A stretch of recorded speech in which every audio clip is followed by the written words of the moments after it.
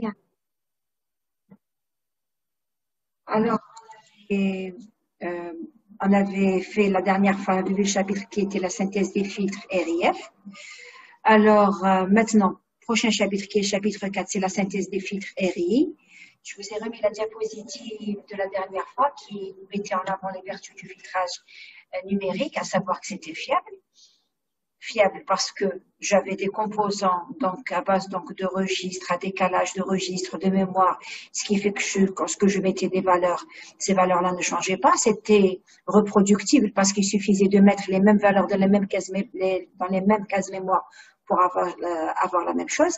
Si je voulais changer, par exemple, les coefficients du filtre, ben, c'était facile, il fallait aussi changer les cases mémoire.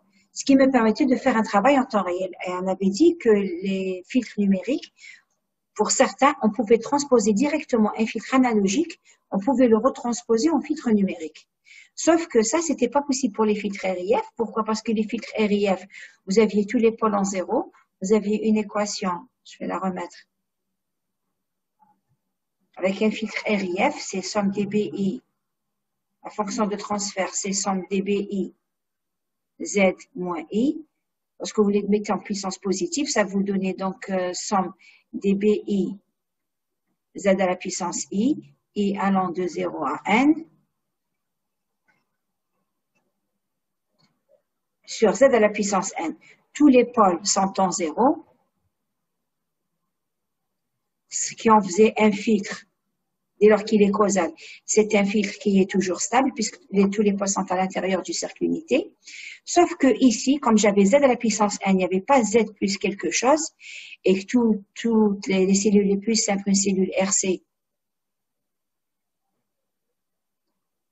un passe-bas ici, ça vous donnait donc, alors 1 sur J, c'est oméga sur R plus 1 sur JC oméga. H, ça c'était H de W, il suffit juste après de remplacer W par 2πf. Vous voyez qu'avec un simple diviseur de tension, il n'y a pas plus simple qu'un filtre passif, il fallait avoir un plus ici, chose que je n'avais pas là. C'est pour ça que je ne pouvais pas transposer un filtre RIF à partir d'un filtre analogique, c'était pas possible. Donc, ce qui nous a, donc, on avait vu les vertus donc, des filtres RIF, ils étaient stables. Ils avaient aussi la possibilité d'avoir un retard de groupe constant, un tant soit peu qu'on les prenait symétriques. Maintenant, vous aviez vu la dernière fois, pour avoir une zone de transition un petit peu qui soit moyennement étroite, il fallait quand même un filtre d'ordre supérieur à 51. Et vous aviez remarqué que lorsqu'il fallait enlever les ondulations, on avait utilisé des fenêtres. Et les fenêtres, elles faisaient quoi? Elles rallongeaient encore plus. C'est-à-dire quand on prenait la fenêtre rectangulaire, ça faisait des ondulations. Le fait de prendre une autre fenêtre, Hamming ou Blackman, c'est vrai qu'on arrive à enlever les ondulations, mais c'était au prix d'une zone de transition beaucoup plus large. Donc du coup, pour avoir une zone de transition étroite, il fallait faire quoi? Il fallait augmenter la taille du filtre. Qui dit augmenter N veut dire, lorsque vous augmentez N, ça veut dire vous allez faire quoi? D'accord, ok. Apparemment, vous êtes trompé de lien. Oui, c'est ce que j'attends depuis tout à l'heure, mais c'est pas méchant. L'essentiel, c'est que vous soyez tout ça. Enfin, du moins, ceux qui ont l'habitude d'assister. Quand je dis tout ça, quand même, vous êtes un peu plus nombreux que la semaine passée. Donc, quand on augmente N, qu'est-ce qui se passe? Vous avez un filtre. Quand vous augmentez N, c'est-à-dire vous augmentez le nombre de multiplications. Quand vous augmentez N, si N vaut 51, par exemple, ça veut dire que vous avez, comme le filtre est symétrique, ça vous donne 26 coefficients. Qui dit 26 coefficients dit, je déplace juste le truc pour la notation. Ça, c'est en général, après un filtre RIF, mais avec les filtres RI, vous n'avez pas cette partie. Donc, on a les coefficients. Donc, on a, en fait, je ne sais pas si vous vous rappelez l'exercice 6 qu'on avait fait la semaine passée. Donc, le filtre est symétrique, vous allez avoir 26, donc addition, ensuite 26 multiplication, ensuite encore 26 addition. Donc, plus N va augmenter. Vous augmentez N pour avoir une zone de transition étroite. Mais plus N augmente, plus le nombre d'opérations, qui est le nombre d'addition et de multiplication, va également augmenter. Ça, c'est l'inconvénient des filtres RIF. C'est-à-dire, ses avantages, c'est qu'il est toujours stable. C'est qu'on peut avoir un filtre qui a un retard de groupe constant à condition que le filtre soit symétrique. Symétrique veut dire, lorsque vous allez l'exprimer, ce sera comme ça. B0 plus B1 Z-1 plus B2 Z-2, puis à la fin, du filtre.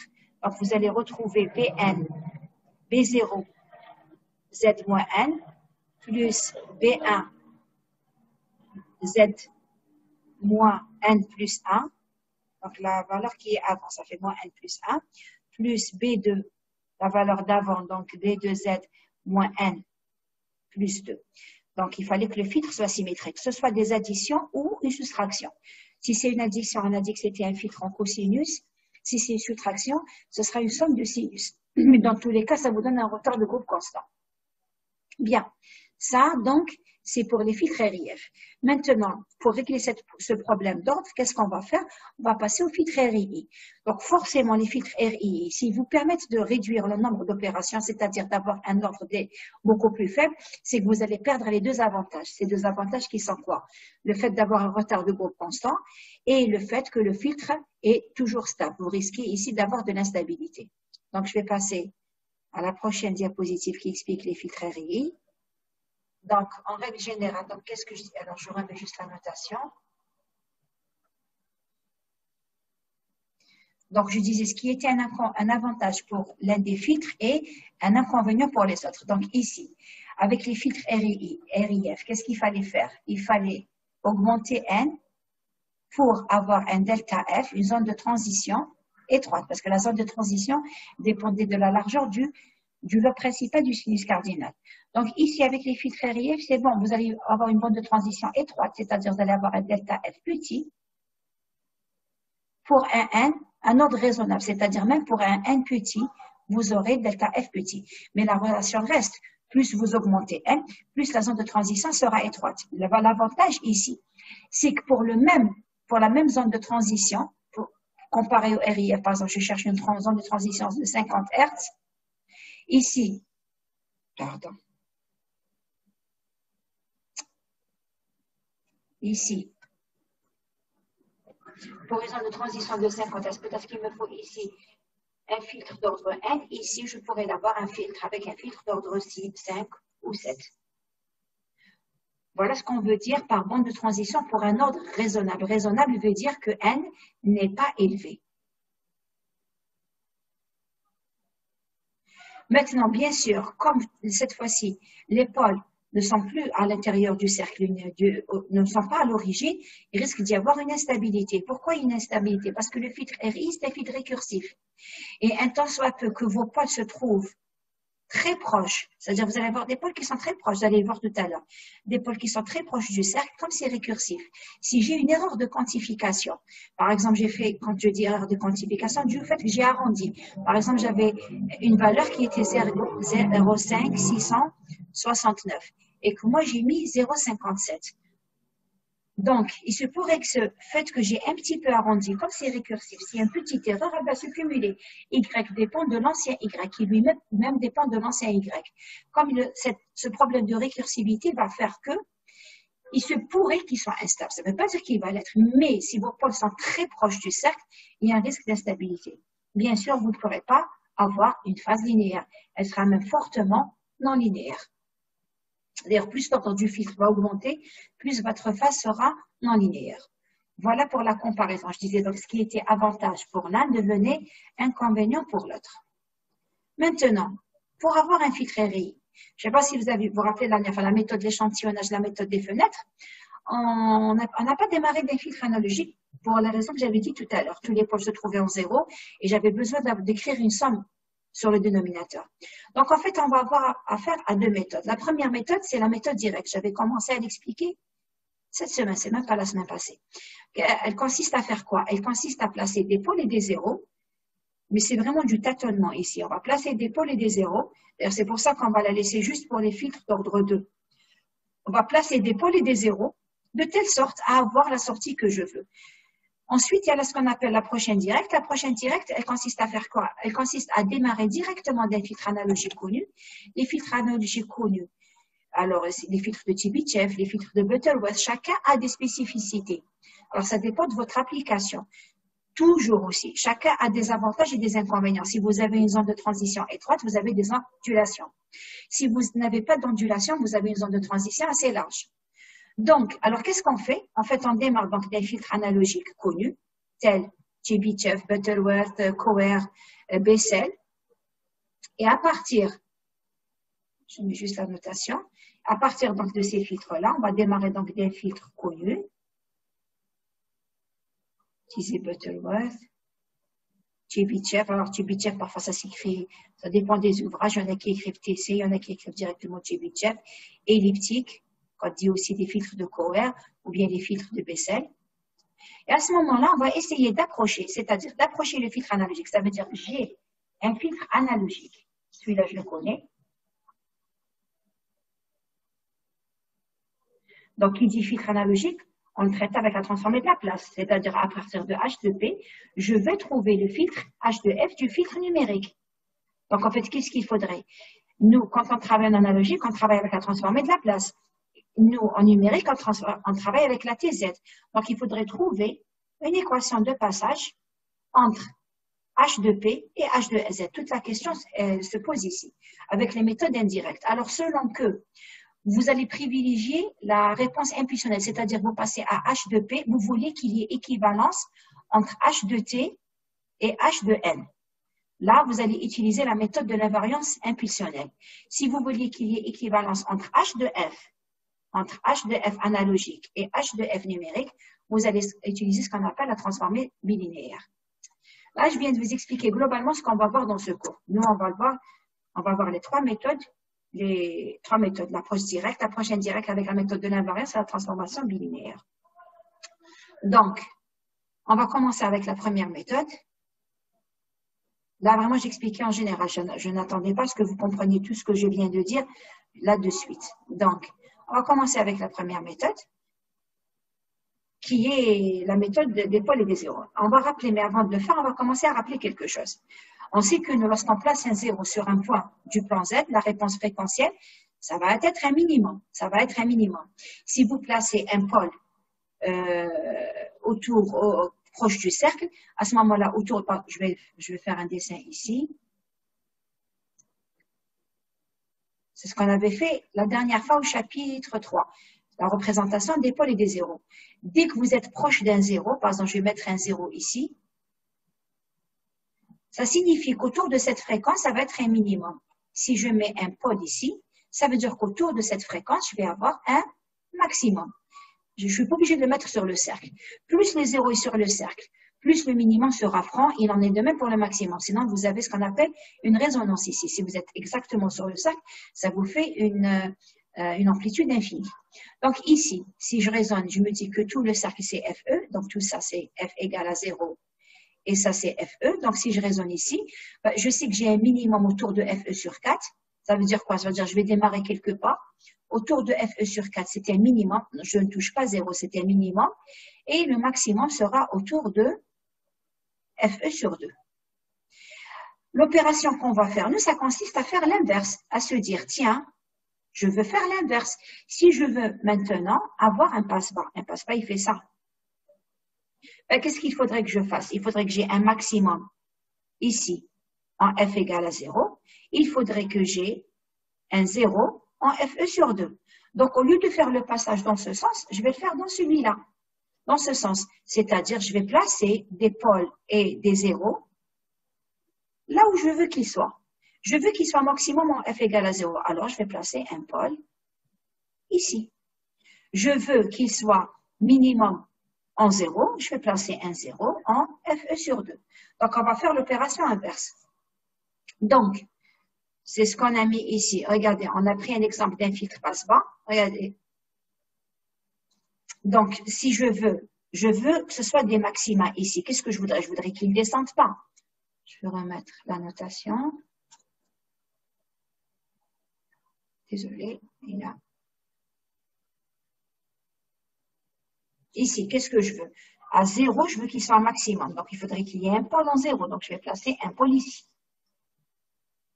Ensuite, je ne veux pas qu'il descende. Je vais encore placer des pôles ici. Et peut-être même ici. Donc, n'oubliez pas que c'est symétrique. Je vais placer des pôles. J'ai mis donc symétrique. Je vais encore placer un pôle ici. Pourquoi? C'est parce que les pôles, c'est des maxima. Donc, ça veut dire dès qu'il descend, il va remonter. Il descend, il remonte. Suivant le nombre de pôles que vous avez. Ensuite, qu'est-ce que je veux? Je veux que ça descende. pour que ça descende ici, il faut que ça aille vers un 0. Et je ne veux pas qu'il remonte trop. Parce que lui, après un minimum, il doit remonter. Donc, qu'est-ce que je vais faire? Je vais encore placer un 0. Un 0, un 0. C'est les zéros que vous avez ici. Donc, je sais que cette réponse lui correspond à ça. Mais ça reste l'approximatif. Où est-ce que je vais les placer, les pôles? Plutôt proche du cercle, pas assez proche.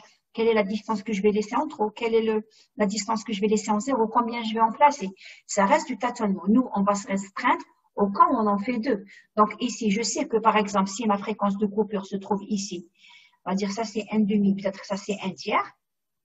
Si ça, c'est 1/3, donc ça, c'est 1/2, je vais aller à 1/3, donc je vais prendre 6, ça, c'est la moitié. 1/3, ça se situe à peu près ici. Donc, qu'est-ce que je vais faire? De part et d'autre, avant la fréquence de coupure, je vais placer un pôle. Après la fréquence de coupure, je vais placer un 0. Donc, juste avant, j'aurai un pôle. Juste après, peut-être même ici, je vais avoir un 0. Voilà en quoi consiste la méthode. Est-ce qu'il y a une question par rapport à ça?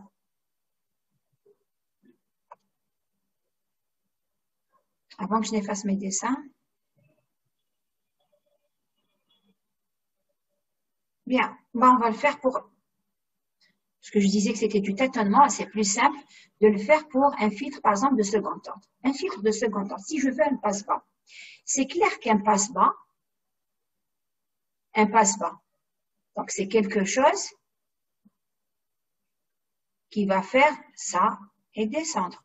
Ou bien elle va plutôt faire ça et ensuite descendre. Ou bien elle va plutôt faire ça et ensuite descendre. Donc, tout ce qui va se passer, c'est que je sais que ça va descendre où? À FE sur 2. Pour que ça descende à F2 sur 2, il faut qu'il y ait un 0 ici. Donc, je vais placer ici un 0. Ça, c'est sûr qu'un passe-bas, je ne peux pas y échapper. Il faut que je place, n'oubliez pas tout le cercle, ça c'est F égale à 0. C'est aussi F qui vaut FE.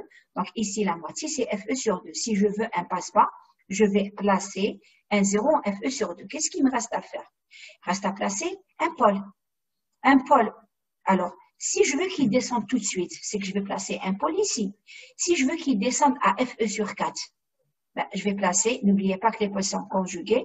Si je veux que ça descende à FE sur 4, je vais placer un pôle ici. Si je veux que le pôle soit très proche de là, je vais le placer là. Donc, en fait, il n'y a pas grand-chose à faire. Je sais que donc je dois placer. Alors, n'oubliez pas que votre filtre, pour qu'il n'accuse pas un retard ou une avance, il faudrait que lorsque vous écriviez H2Z, il faudrait qu'il y ait autant de zéros que de pôles en bas.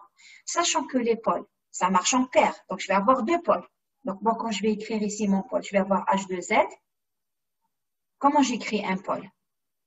C'est en complexe. Un rayon exponentiel J-phi. Le rayon, c'est ça. Je l'ai appelé petit r, donc je vais l'appeler petit r. Je ne sais plus si je l'appelais petit r ou grand r, pas grave. Le deuxième pôle, il est où? Il est ici. C'est exactement la même chose, sauf que l'angle, si ça c'est θ, ça c'est moins θ. Donc si je l'ai appelé θ, je vais mettre θ aussi. Donc le deuxième, ce sera z moins r exponentielle moins jθ. Qu'est-ce qu'il me reste? On a dit qu'il faudrait que pour mon filtre n'ait pas d'avance ou de retard, il faudrait que l'ordre soit le même. C'est-à-dire, je voudrais qu'à la fin, je ne vais pas écrire yn qui dépend de xn-1 ou xn plus 1. Pour que yn dépende de xn, c'est-à-dire j'aurai xn-1 et xn-2, mais je veux pas qu'il y ait de l'avance ou du retard.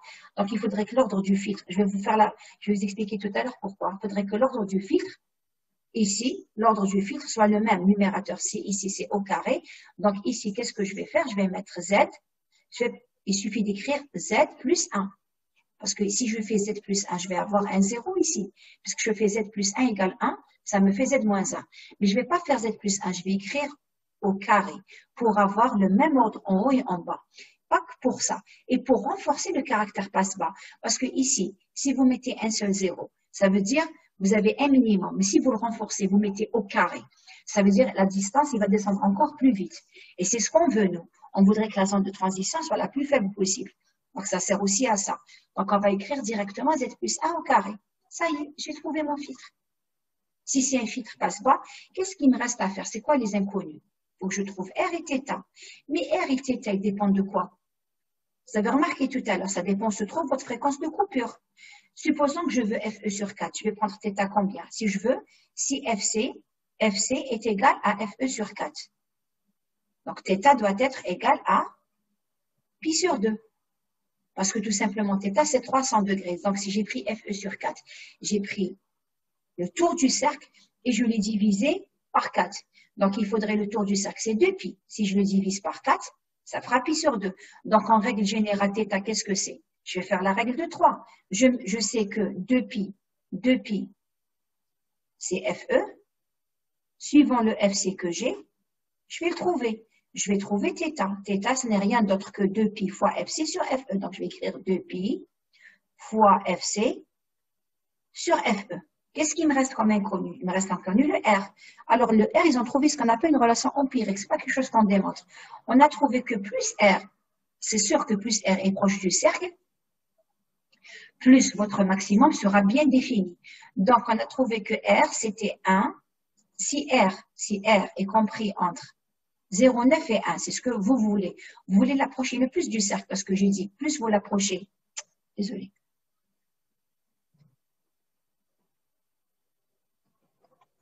Plus R est proche du cercle, plus vous aurez un maximum franc et une descente bien nette.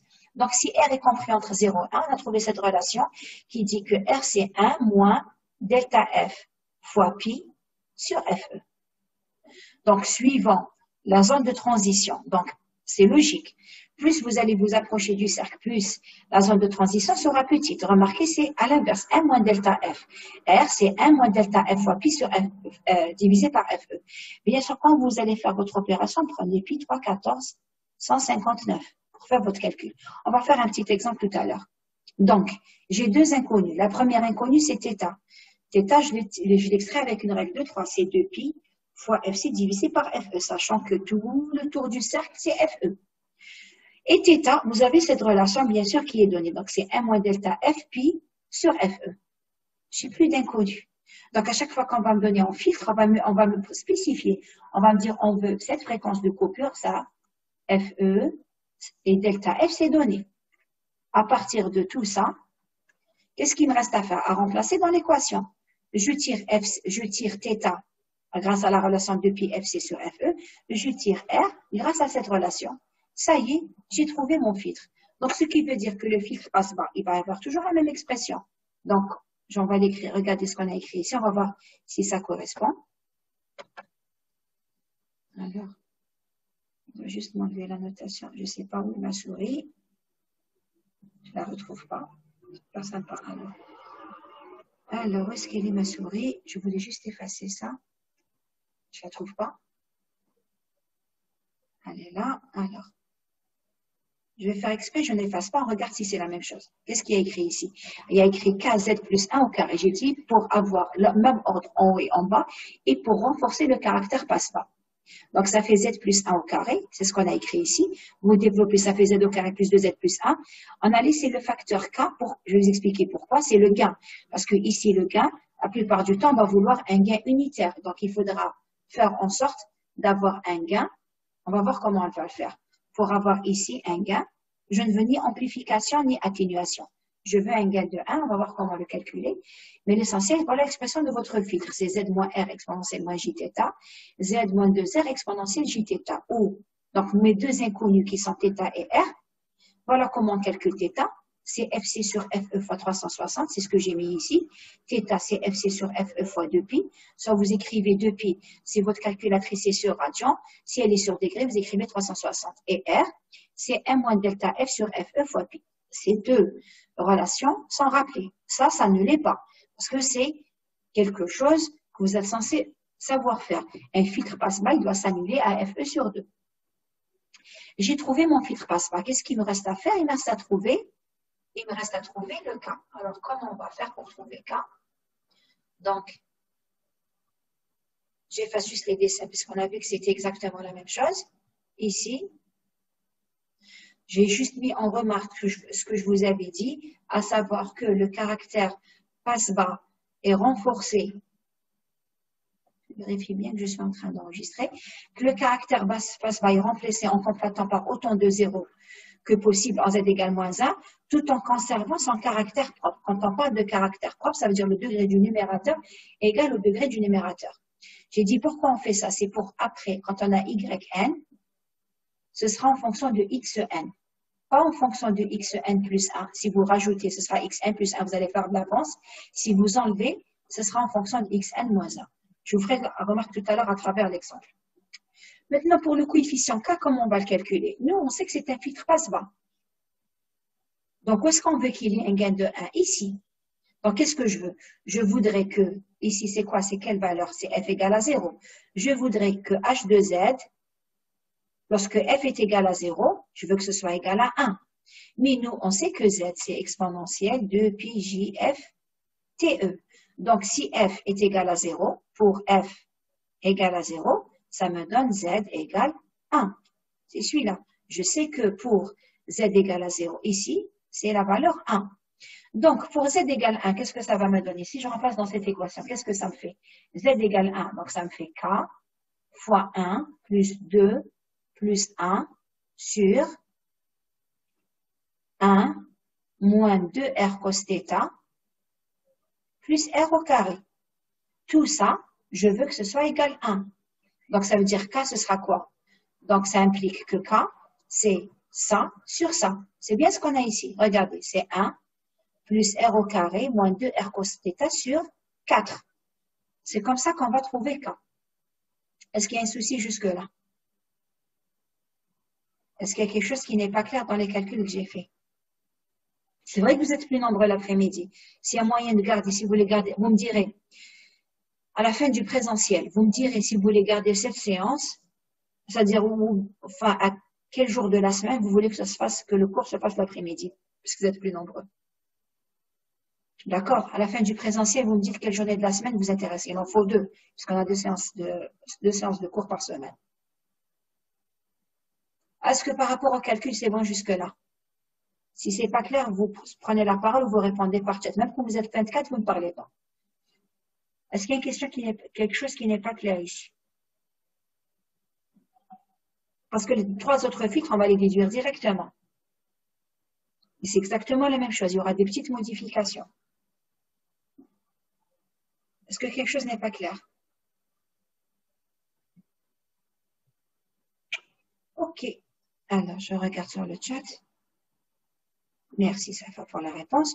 Ok. À votre avis, avant que je n'efface, à votre avis, si je veux faire un passe-haut, qu'est-ce qui va changer? Qu'est-ce qui va changer dans ces équations?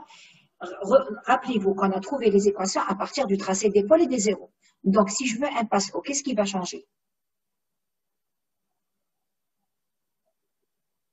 Un passe-haut.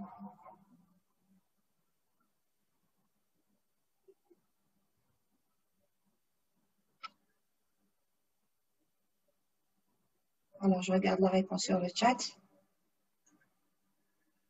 Et alors, pas inversion d'épaule et des zéros parce que il y aura...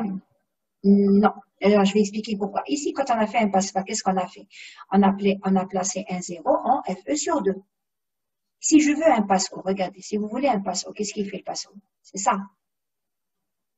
On a bien dit que ça, c'était la fréquence de coupure. Donc, les pôles, c'est ce qui me donne FC. Donc, je vais avoir des pôles ici, pas grave. Par contre, je voudrais qu'ils s'annulent en F égale à 0. Donc, qu'est-ce qu'il faudrait que je fasse? On est bien d'accord que la position des pôles vous donne la fréquence de coupure. C'est à quel moment vous aurez ce petit pic-là qui fait le maximum. Cette petite ondulation du maximum. Ça, c'est la fréquence de coupure. Maintenant, que ce soit un passe A ou un passe O, elle existe. Elle va faire ça. L'essentiel, elle est liée à la fréquence de coupure. Si c'est un passe bas, il fallait qu'il y ait un 0 en FE sur 2. Maintenant, si c'est un passe O, où est-ce que je dois placer mon 0?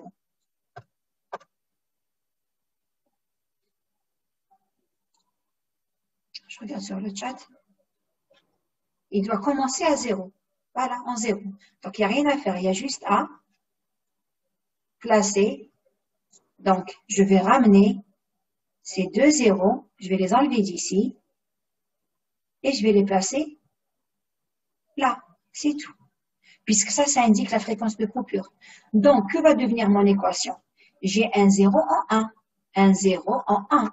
Donc, au lieu d'écrire Z plus 1, je vais écrire Z moins 1. Rappelez-vous, les pôles, c'est juste pour la fréquence de coupure, ça ne change rien. Ils sont là où se trouve la fréquence. Je les place en fonction où est-ce que je veux placer ma fréquence de coupure. Donc, voilà que va devenir mon équation. Donc, maintenant, quand je vais calculer K, qu'est-ce qui va se passer? Ici, je vais avoir moins 2. Donc, quand je vais mettre égal à 1, je vais mettre K égal à 1. Quand est-ce que je le veux, le gain égal à 1? Ici. Ici, c'est combien? C'est FE sur 2. C'est-à-dire, je voudrais que H de Z pour Z qui est égal à FE sur 2 ici, donc c'est moins 1. Je voudrais avoir un gain de 1 en FE sur 2. En FE sur 2, c'est quelle valeur de Z? C'est pour Z égale moins 1. Rappelez-vous le cercle, ça c'est 1. Ça c'est 1. Ça c'est moins 1. Ça c'est moins 1. D'accord? Donc, pour Z égale à moins 1, je voudrais qu'il soit égal à 1. Z égale à moins 1, si je remplace ici, ça me fait combien? Ça me fait 1. Moins 2 fois moins 1, ça devient plus 2.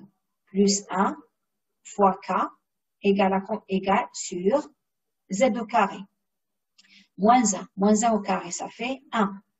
Moins 2 fois moins 1, ça devient plus 2 R cos θ plus R au carré égale 1. Ce qui me donne K, qu'est-ce qu'il vaut K? Ça sur ça. Donc, ça me fera 1 plus 2R cos θ plus R au carré sur 4. On va vérifier que c'est ce qu'on a trouvé. Autant pour l'équation que pour K. Mais le reste ne change pas. L'équation de θ, elle est liée parce que vous pouvez placer votre fréquence de coupure. Et la relation empirique pour R, c'est la même. Elle marche tant que R est compris entre 0,9 et 1. Donc, je remets l'animation. Alors, c'est bien ce qu'on a mis. Je remets la notation. On a bien ici un moins. Parce qu'on a placé des pôles on a placé des zéros, en 1. Ensuite, Z égale à 1 et on a trouvé R égale 1 plus 2 R cos θ plus R au carré sur 4. Donc, c'est ce qu'on a trouvé ici. Donc, maintenant, à votre avis, si je veux un passe-bande, qu'est-ce qui va changer?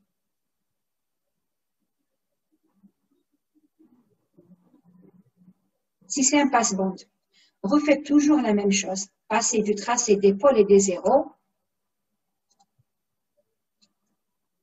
Un passe-bande, il va faire ça. Il démarre à 0, il a une certaine fréquence de coupure. La fréquence de coupure centrale, je n'ai pas de fréquence de coupure. C'est-à-dire, on va avoir ce qu'on appelle un passe-bande à bande étroite.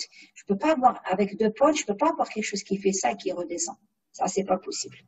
Je vais avoir quelque chose autour d'une certaine bande de fréquence.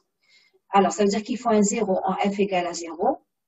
Et il faut aussi un 0 en FE sur 2. Donc, à votre avis, qu'est-ce qui va changer?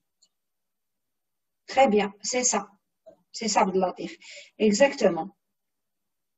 On a dit que la fréquence, mais il y a une seule fréquence de coupure, c'est-à-dire j'ai une bande étroite autour de FC. Je n'ai pas FC1, FC2, d'accord? On appelle ça, vous allez le voir quand vous allez faire le TP, on appelle ça un filtre à bande étroite, c'est-à-dire autour d'une certaine fréquence de coupure. Il va vous servir à passer certaines fréquences autour de FC. Donc, qu'est-ce qui va se passer? Donc, je vais avoir un 0 en 1, puisque F égale à 0, ça veut dire F égale à 0, la voici, F égale à 0.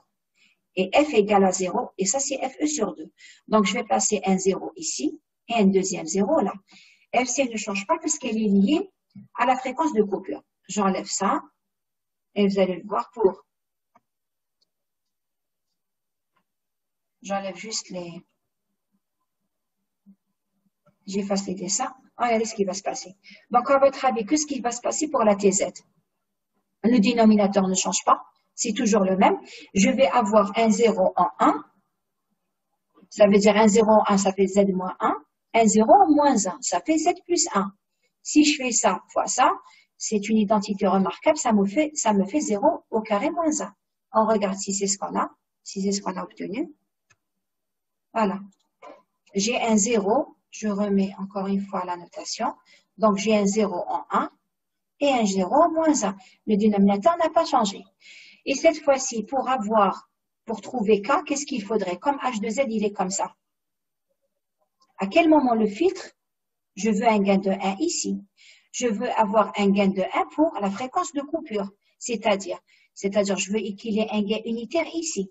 Et ici, qu'est-ce que c'est? cette valeur, qu'est-ce que c'est? Au lieu que ce soit R exponentielle Jθ, ce sera exponentielle Jθ. Puisque je veux un gain, n'oubliez pas, vous allez avoir un gain de 1 en ce point-là. Si je veux un gain de 1 en ce point-là, c'est-à-dire c'est le point du cercle, n'oubliez pas que nous, h de f, c'est h de z, lorsque z égale exponentielle 2 pi jf TE, c'est-à-dire c'est tous les points du cercle. Donc ici, si je remplace, on va le faire, ça me fait quoi? Donc je vais remplacer ici, ça me fait K fois ce point, qu'est-ce que c'est? C'est le même point, sauf que le rayon ici, il vaut 1. Donc au lieu que ce soit R exponentielle Jθ, c'est 1 fois exponentielle Jθ, soit exponentielle Jθ. Donc ça me fait Z au carré, ça fait exponentielle 2 Jθ moins 1 sur exponentielle 2 Jθ moins 2 exponentielle Jθ fois R cos θ plus R au carré qui vaut combien? Qui vaut 1. Donc, du coup, K, c'est qu'est-ce que c'est? Ce sera ça sur ça. Est-ce que c'est ce qu'on a mis là? C'est ça? Regardez, ça fait exponentielle de Jθ moins 2R cos θ exponentielle Jθ plus R au carré sur cette quantité. Alors, pourquoi on a pris valeur absolue? Parce qu'il se pourrait que lorsque vous fassiez les calculs, vous trouviez quelque chose de négatif. Or, on cherche un gain de 1, pas de moins 1. Donc, vous prenez ça en valeur absolue. Remarquez que les équations pour θ et R n'ont pas changé. J'utilise pour trouver θ, c'est toujours, je fais la règle de 3, et pour R, c'est la même relation empirique. Est-ce qu'il y a une question par rapport à ça?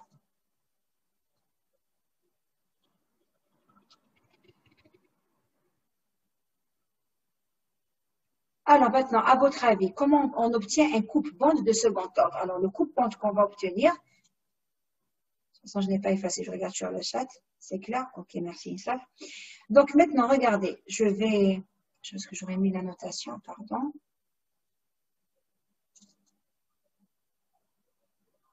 Pour le coupe-bande, on va obtenir quelque chose qui fait ça. En fait, c'est ça l'utilité principale de ce filtre d'ordre 2. Il va être utilisé surtout pour faire ça. Vous aurez un truc parfait, c'est-à-dire AFC. Ça va descendre et vous aurez un gain de 1 ici et ici.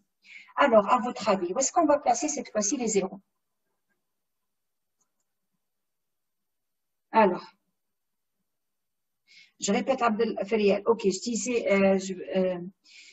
là, je refaisais juste la démonstration pour h de z égale à 1. Oui, il y a un problème de connexion. Elle est instable aujourd'hui. Il m'a mis ça toute la journée. Et quand vous êtes un peu plus nombreux, d'habitude, vous n'êtes pas très nombreux, donc ça marchait plutôt bien. Donc, je reprends. Pour un coupe-bande de second ordre, où est-ce qu'on va placer les zéros? Si vous placez les zéros, ça va faire un minimum. Vous avez toujours vos deux pôles ici. Or, vous savez que les zéros, c'est un minimum. Vous voulez avoir un zéro où? En FC. Donc, où est-ce que vous allez placer vos zéros? Reprenons. Un pôle est un maximum. Un zéro est un minimum. Or, regardez, il s'annule pour FC. Donc, où est-ce que vous allez les placer, les zéros? En FC, exactement, Marie. C'est bien ça, Insaf. Donc, je reprends. Regardez ce qui va se passer. Regardez votre cours. Je vais juste effacer les dessins. Je vais effacer, peut-être pas, je vais les garder, je vais mettre, il reste moins d'une minute. Je vais expliquer brièvement, il va se couper, vous reconnecter. Regardez ce qu'on a placé les zéros. Exactement en FC. Donc en fait, qu'est-ce qui va se passer? Quand il mesure les distances, rappelez-vous, on a dit il divise une distance par une distance. Il divise ce qu'il y a sur le pôle. Donc lui, quand il divise cette distance par cette distance, ensuite il va diviser cette distance par cette distance. Ensuite, il divise. Alors, je reprends ici. Alors, je reprends pour le coupe-bande. En fait, qu'est-ce qui se passe? Je ne sais pas si vous vous rappelez l'histoire des vecteurs qu'on avait vus au chapitre 3. Donc, si je trace, je mets tout ce qui est avec Paul, je vais le mettre en noir. Regardez, tout ce qui est Paul, je le mets en noir. Et tout ce qui est avec le 0, je vais le mettre dans une autre couleur. Je vais le mettre en rouge. C'est juste pour vous montrer pourquoi on a un graphe aussi parfait. Donc, ça, c'est pour le 0. Je lis le point au 0, je lis le point au 0 et je lis le point au 0. D'accord? Regardez. C'est pour vous montrer. Ah, en fait, tu veux que je reprenne le passe-bande. Le passe-bande, alors je reprends le passe-bande. Qu'est-ce que j'avais dit pour le passe-bande? C'est des filtres à bande étroite Donc, ça fait ça, un passe-bande. Passe-bande, il doit s'annuler en f égale à 0. Il doit s'annuler en f égale fe sur 2. Or, qu'est-ce qu'on a dit? S'il s'annule en 0, ça c'est z égale 1. Si tu remplaces z par exponentielle 2 pi j fte, donc pour f égale à 0, ça va te donner quoi? Ça fait z égale exponentielle j à 0. Quand c'est 0, ça fait 1. Si tu remplaces f par fe sur 2, donc ça fait combien? Exponentielle z égale exponentielle 2 pi j fe sur 2.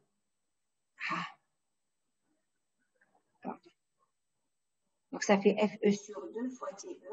Je simplifie le 2. Je simplifie le te, ça fait exponentielle pi j.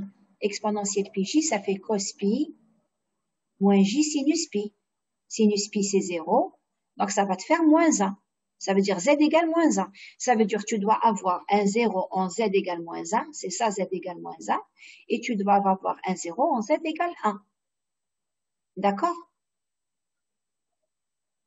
C'est bon, Fériel? Et je disais que c'était un passe-bande assez spécifique. C'est pas un passe-bande genre, il fait ça. Il monte, il descend, ensuite, avec deux fréquences de coupure, FC1, FC2. Non. J'ai une seule fréquence de coupure, c'est-à-dire c'est quelque chose qui va faire passer tout ce qui est autour de FC. Vous étiez en train de me voir tout à l'heure, rassurez-moi, j'avais activé la caméra, c'est bon. Tout à l'heure, vous étiez en train de me voir.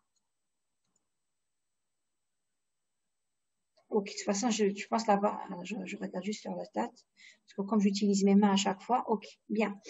Maintenant, pour la réponse du coupe-bande, vous aviez vu qu'il fallait qu'il soit comme ça. Quelque chose qui fait ça. Alors, ça dépend. Maintenant, c'est l'FC qui va changer. Lui, il sera toujours comme ça, de 0 à FE sur 2. Il est constant. Et à FC, il va s'annuler. Donc, pour qu'il s'annule à FC, il fallait placer un 0. Omar, je crois, m'a répondu. Il fallait placer un 0 en FC. Ça, c'est clair. Je dois placer un 0 sur le cercle. Si je place un 0 sur le cercle, c'est bon.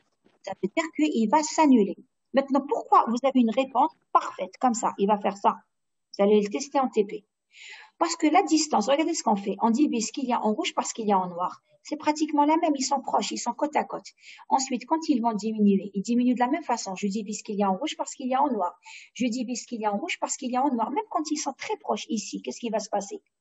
Ils divisent une petite quantité par une petite quantité. Et il va encore trouver quelque chose de constant. Donc, le seul moment où il va s'annuler, c'est quand il va s'annuler brusquement. Vous avez une chute brusque au niveau de FC. Ça s'appelle en anglais notch filter. En fait, c'est un filtre qui va servir à éliminer une certaine fréquence FC. C'est pas un coupe-bande au sens coupe-bande, il coupe des fréquences de filtre. Non, c'est un filtre qui coupe, qui ne laisse pas passer. Supposons que vous avez une certaine fréquence parasite, comme par exemple sur des câbles coaxiaux, il y a une fréquence de 50 Hz. Vous savez, votre signal a été affecté d'un bruit 50 ou 200 Hz. Vous connaissez, vous savez qu'il y a un bruit qui a ciblé une fréquence, et une seule. D'accord? Une et une seule. Vous allez placer ce filtre-là. Quoique, ça va marcher, même si vous avez par exemple 2 ou 3 fréquences, eh bien, vous allez les placer 3 ou 4 filtres. Vous allez prendre la première, ensuite vous allez faire passer ce signal par un deuxième. Un filtre, par exemple, j'ai eu 2 fréquences, une à 50 et une deuxième à 100. Eh bien, je vais créer ce filtre pour 50 et puis je vais le faire passer par un deuxième filtre pour 100 par exemple. Sauf qu'il est parfait. Vous avez un gain de 1, ça ne bouge pas. Il n'y a ni ondulation ni rien. Pourquoi? C'est parce que je vous disais ici, la distance est la même. Vous, ils sont sur le même axe. Donc, ils divisent toujours. Qu'elle soit petite ou grande, la quantité, c'est la même. Ils s'approchent du pôle ou du zéro de la même quantité. Donc, il a toujours la même distance divisée par la même distance. Qu'elle soit grande ou petite. Ce qui fait que votre filtre va avoir une réponse quasi parfaite ici et il ne va atteindre zéro qu'au moment, parce vous avez un zéro ici, qu'à la fréquence que vous voulez supprimer. Donc, votre filtre, il est comment? Regardez, rappelez-vous, nous, on avait écrit Z moins R exponentielle Jθ. On a dit on place les zéros où? On les place sur le même axe, que les pôles. Sauf qu'ils sont là. Ça veut dire qu'ils ont un rayon de 1. Donc ici, au lieu d'écrire R exponentielle Jθ, on a écrit 1. Au lieu d'écrire 1, j'ai pas besoin de l'écrire. Voyez pourquoi vous avez cette expression du filtre? Puisque vos zéros sont placés sur le même angle que vos pôles. Sauf qu'au lieu d'avoir un rayon de R, ils ont un rayon de 1. ce qui me donne l'expression du filtre. R moins exponentielle jθ, R exponentielle jθ, ça me fait Z. Ici, si vous développez cette expression, ça vous fait donc Z moins, vous m'avez pas posé la question pourquoi 2 cosinus. C'est parce que vous allez sommer 2 exponentielles. Quand on somme 2 exponentielles, ça fait 2 cosinus. Si vous développez cette formule, ça fait combien? Je vais faire la distribution. Ça fait Z au carré moins Z exponentielle moins jθ. Ensuite, moins Z, non, le premier plus jθ. Ensuite, moins Z exponentielle jθ. Ensuite, plus exponentielle jθ moins jθ. Ça vous fait exponentielle J0. Donc, c'est ce qui vous fait le 1 ici. Et ensuite, ça, Z exponentielle jθ, si je mets Z en facteur, ça fait moins Z exponentielle jθ plus exponentielle moins jθ. Je divise par 2, je multiplie par 2, ça fait cosinus. C'est pour ça qu'on a écrit moins 2 cos θ Z, puisque ça c'est cosinus. Donc, ça fera moins 2Z cos θ. Et la exponentielle J0, ça fait 1. De la même façon en bas, sauf qu'en bas, vous n'avez pas 1. Vous avez l'apparition du R. Ici, ça fait R exponentielle jθ, c'est-à-dire vous aurez un R ici et un R là. Et la même chose ici. Vous avez moins R fois moins R, ça fait plus R au carré, exponentielle J0. Donc, c'est pour ça que vous avez cette expression. Pour le calcul, est-ce que c'est bon? Nous reste à trouver K. Qu'est-ce que je veux? Je veux un gain unitaire. Je peux prendre H pour un gain unitaire. Soit je prends pour F égale à 0, soit je prends pour F égale F sur 2. Alors, qu'est-ce qu'on a dit? F égale à 0, ça veut dire Z égale 1. F égale FE sur 2, ça veut dire Z égale moins 1. Donc, qu'est-ce que je veux? Je veux un gain unitaire. Je vais juste effacer les dessins. Est-ce qu'il y a une question par rapport au calcul que j'ai fait? Pour que j'efface les dessins, je vous dis comment on a trouvé cette formule.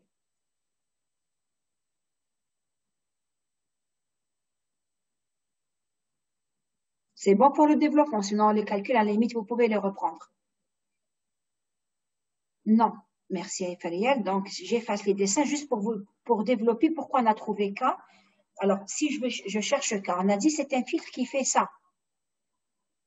Donc, j'ai un gain de 1 ici ou ici. Ici, on a dit F égale à 0, ça veut dire Z égale 1. F égale FE sur 2, on vient de développer, ça veut dire Z égale moins 1. Ben, je vais prendre Z égale 1. Pourquoi prendre celui de moins 1? Donc, je veux un gain de 1 pour H de Z égale 1. Donc, je remplace Z par 1. Si je remplace Z par 1, ça me fait quoi? Dans cette équation, ça me fait K, 1 au carré, moins 2 cos θ fois 1, plus 1, sur Z au carré. Donc, ça fait 1 au carré, moins 2 fois 1, R cos θ, plus R au carré. Alors, 1 plus 1, ça fait 2. Donc, ça fait 2 moins 2 cos θ. Tout ça égale 1. Donc, ça veut dire K égale à quoi? Égale à ça sur ça. Ça, c'est quoi? C'est 1 au carré. Donc, ça fait 1. Ça fait donc 1 plus R au carré moins 2 R cos θ. Le voici. 1 plus R au carré moins 2 R cos θ. Sur combien? Sur ça. Qu'est-ce que c'est que ça? 1 plus 1, ça fait 2. Moins 2 cos θ. Donc, on a écrit 2 moins 2 cos θ. Remarquez ici, on n'a pas mis valeur absolue. Pourquoi? Parce qu'on sait que cos θ, c'est plus petit que 1. Donc, ça, c'est sûr que c'est positif. La même chose ici. 1 plus R au carré moins 2R cos θ. C'est forcément aussi plus, parce que vous avez 1 plus R au carré, c'est toujours plus grand que 2R. C'est-à-dire A au carré plus B au carré, c'est toujours plus grand que 2AB.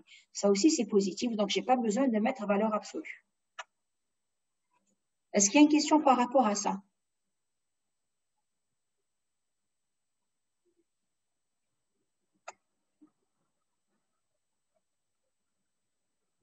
Ok, donc je vais juste effacer les dessins. Donc, vous voyez qu'en fait, cette méthode-là revient à appliquer la TZ. Il n'y a rien de spécial, on n'a encore rien vu de nouveau. Donc, c'est juste, au lieu de faire le passage de la fonction de transfert vers l'époque, je fais l'inverse. On va prendre directement un exemple, on va voir si c'est clair, donc on va voir si on va pouvoir le traiter. On me dit, trouver, grâce à la position des pôles et des zéros, la fonction de transfert et l'équation de récurrence. Donc, on va le faire ensemble, après on va regarder la solution. Et quand on vous dit fonction de transfert, on parle de H de Z. Quand on vous dit l'équation de récurrence, c'est-à-dire qu'il faut écrire YN égale en fonction des yn-1, xn, d'un filtre qui a les caractéristiques suivantes. On me l'a donné, le filtre. Regardez, c'est un filtre, donc je sais que c'est un filtre. Regardez, je vous disais que ça marche super bien. Ça descend et c'est parfaitement 1 ici. Donc, même si on ne m'avait pas donné les spécifications, je vois que la fréquence de coupure, elle est à 50 Hz. On m'a donné la fréquence de coupure à 50 Hz. On m'a donné largeur de bande à moins 3 dB, c'est-à-dire ici, c'est delta F. Et on m'a donné FE. Qu'est-ce que je sais? Je sais que lorsque le filtre est un coupe-bande, je sais qu'il doit être comme ça. Donc, je ne sais pas 50 Hz, ça doit être quelque part ici. L'essentiel, je sais que l'épaule est... Je vais refaire mon dessin. Donc, je sais que mon tracé d'épaule, si ça c'est 50 Hz, si le tout c'est 50 Hz, ben je dois être quelque part ici à 50. Je dois prendre le dixième. Et je sais que je dois placer mes zéros ici.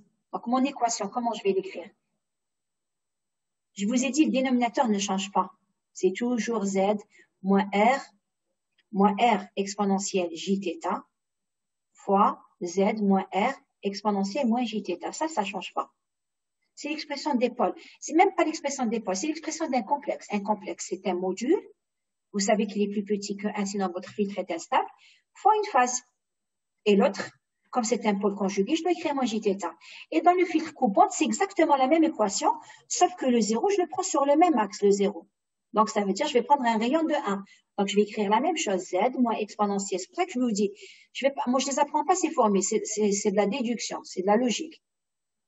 Que je peux écrire, on vient de la développer. Ça nous donne Z au carré. On a vu moins 2 cos θ, Z, plus 1 sur Z au carré, sauf qu'il y a un R qui se rajoute. Moins 2 R cos θ, Z, plus R au carré.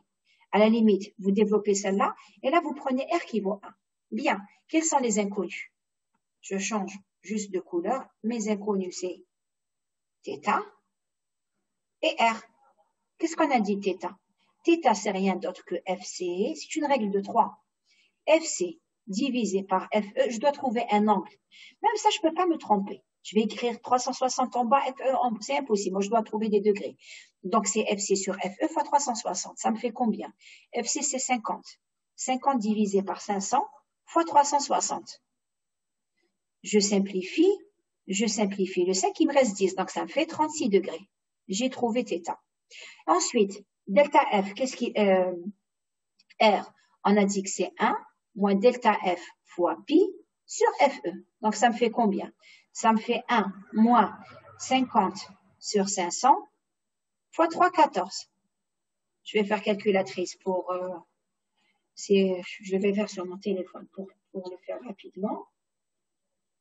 Si entre-temps vous arrivez à trouver, je ne suis pas contre. Alors, calculatrice. Alors, 50 sur 500. Donc, je vais prendre...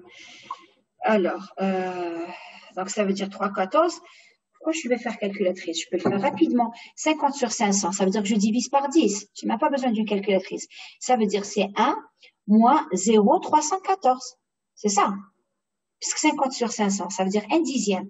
Donc, je vais diviser par 10, je recule la virgule. 1 moins 0,314. Il y a quelque chose qui va pas, parce que je suis censée trouver... il y a quelque chose qui me gêne. Pi, parce que là, je vais trouver 0,7. Or, je suis censée trouver quelque chose.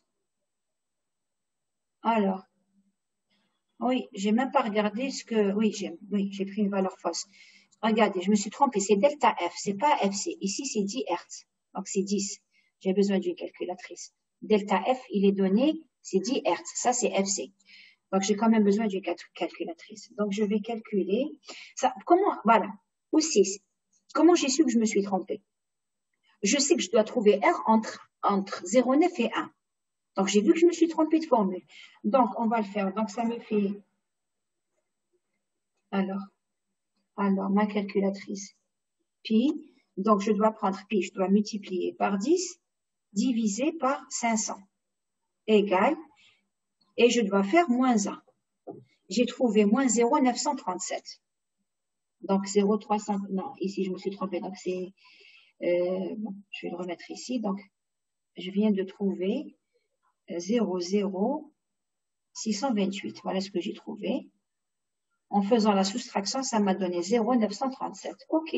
J'ai trouvé mon R.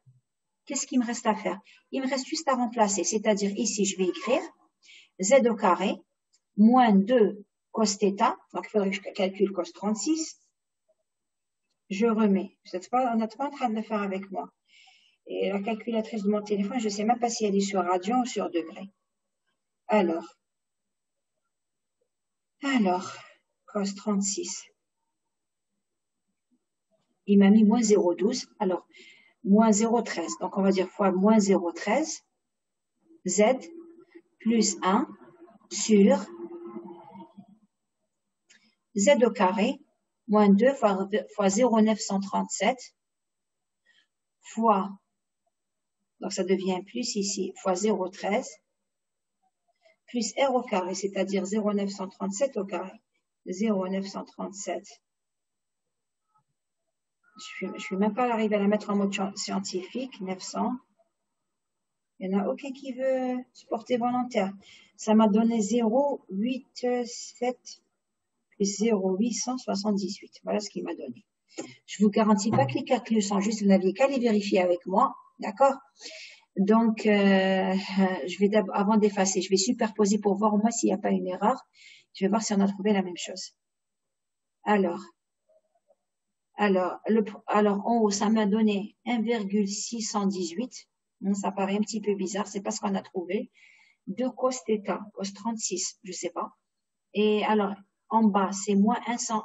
Celui qui est en bas, il me paraît normal. Parce que, non plus. Le seul qui me paraît normal, c'est celui-là, 0,878. Alors, le 1,618, où est-ce que je me suis trompée? Alors, où est-ce que je me suis trompée? C'est 2 fois cosinus. Cos 36, à moins que ce soit en radian, à moins que la calculatrice travaille en radian. Attendez. Je revérifie. Alors, je vais mettre 90 et je vais mettre, voir s'il me met quoi, c'est 0. Parce que ça travaille en radian, mon téléphone. Alors, cos 90. Non, oui, ça travaillait en radian. Désolé, vous allez devoir me faire confiance, vous n'avez qu'à refaire les calculs. D'accord, mes étudiants? Là, je ne suis pas en mesure de... Certains d'entre vous, sinon vous utilisez votre PC, vous refaites les calculs, vous vérifiez. Il fallait mettre sur radian. C'est moi qui me suis trompée. Parce que quand je lui ai mis cos 90, il m'a mis 0,44. Donc, ma calculatrice n'était pas au bon... Qu'importe. Donc, je reprends ici. Donc, quand vous allez calculer, je remets la notation. Donc, ici, quand vous allez calculer 2 cos 36, apparemment, vous allez trouver ça. Quand vous allez multiplier par 0,937, ça va diminuer un petit peu. Et là, c'est 0,878. Donc, qu'est-ce qu'on vient de faire? On vient de trouver H de Z. Si je cherche maintenant l'équation en récurrence, qu'est-ce que je dois faire? Je dois prendre ça, je le multiplie par ça pour trouver, je fais la TZ moins 1. Ah oui, je dois calculer K aussi. K, on l'avait trouvé. On avait trouvé que K, lorsque c'était un filtre, je ne me rappelle plus trop bien, il faudrait que je revienne. Non, je ne vais pas revenir, je vais donner l'expression de K. On a trouvé, donc là, on a tracé, là, je l'ai fait avec MATLAB, 50 Hz, donc ici. Si tout le tout, c'est 500, donc là, c'est 50, c'est à peu près le dixième. Donc, on a calculé K à travers la formule que j'avais écrite tout à l'heure. Là où c'était écrit, je ne me rappelle pas. Attendez, je vais y revenir. Pour calculer K, on a utilisé cette formule, celle que vous avez ici. Donc, 1 plus R au carré moins 2 R cos θ, 2 moins 2 R cos θ. En faisant les calculs, j'ai trouvé 0,947, je l'ai pris approximativement 1. Donc, pour trouver maintenant l'équation de récurrence, qu'est-ce que j'ai fait? J'ai pris ici. Vous multipliez donc cette partie. Je change juste de couleur. Ici, vous allez multiplier ça par ça. Donc, ça vous donne quoi? Ça vous donne ici. Ça vous fait, j'ai pris K égale à 1. Donc, ça vous fait XZ moins 1,618 XZ fois Z moins 1 plus Z moins 2 XZ égale à YZ. Donc, vous multipliez tout ça. Ça fait YZ moins 1,516 Z moins 1 YZ plus 0,878 Z-2, YZ. Ensuite, vous passez à la TZ-1. Quand vous passez à la TZ-1, qu'est-ce qui va se passer? Ce YZ, donc je ramène tout ça de ce côté, ça me donne YN égale à XN, moins 1,678, ça vous donne XN moins 1, ça vous donne XN moins 2. Alors, sauf que là, il me semble que, je me dis, c'est YN, donc à un moment, oui, c'est YN, et puis je vais ramener ces deux-là de ce côté. Donc, le 1,5 va devenir plus 1,5. Z-1, YZ, ça va devenir YN-1. Le 0,878 va devenir moins 0,878. Mais comme c'est Z-2, YZ, ça fera YN-2. Ça, c'est juste le passage par la TZ-2. Est-ce qu'il y a un souci par rapport au calcul qu'on vient de faire? De toute façon, vous êtes obligé de les refaire parce que du moment que j'ai fait une erreur, j'ai travaillé avec des degrés au lieu de travailler avec des radians. Alors, regardez, même c'était logique qu'il y avait une erreur. C'est cosinus, regardez, c'est cosinus ici. J'aurais dû trouver une valeur autour de 0,8, un peu plus grande que 0,5. Ça ne pouvait pas être 0,12. Quand j'ai fait cos 36, il y avait un souci par rapport à ça. Regardez, cos 36. On le voit ici, c'est à peu près 0,8. Et quand vous faites 2 cos 36, ça vous fait 2 fois 0,8, ce qui se tient. D'accord? Cos 36, ça vous donne une valeur autour de 0,8. Et comme c'est, on rappelle, quand on a développé ici, on avait trouvé z au carré moins 2z cos θ plus 1. On a bien le 1. Ici, cos 36, ça fait 0,8. Moins 2, 0,8, ça fait bien moins 1,6. Alors, est-ce qu'il y a une question par rapport à ça?